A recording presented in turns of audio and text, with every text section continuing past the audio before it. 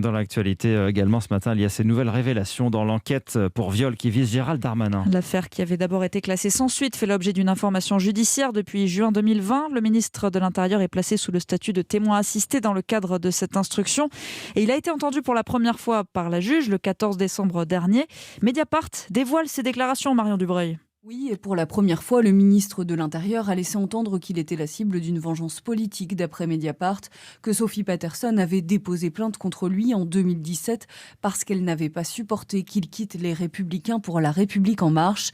Élodie Tuaillu-en-Libon, l'avocate de la plaignante, se dit effarée par cette nouvelle ligne de défense. C'est lui qui s'est quand même répandu dans les médias sur le fait qu'il avait eu une vie de jeune homme, que c'était quelque chose de grivois. Et aujourd'hui, finalement, c'est une vengeance politique. Nous, ces affaires de politique, franchement, on n'a rien à faire. Ma cliente n'a pas déposé plainte pour changement d'étiquette politique, mais pour viol. Gérald Darmanin a une nouvelle fois balayé les accusations d'abus de pouvoir. Il n'y avait pas de contrepartie dans cette relation sexuelle, a-t-il affirmé à la juge d'instruction.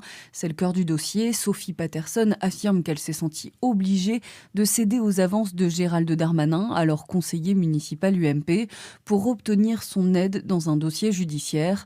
Dans son audition, le ministre de l'Intérieur n'a formulé qu'un regret, celui d'avoir rencontré la plaignante. Ses avocats se sont refusés à tout commentaire hier soir. Marion Dubreuil du service police-justice d'Europe 1.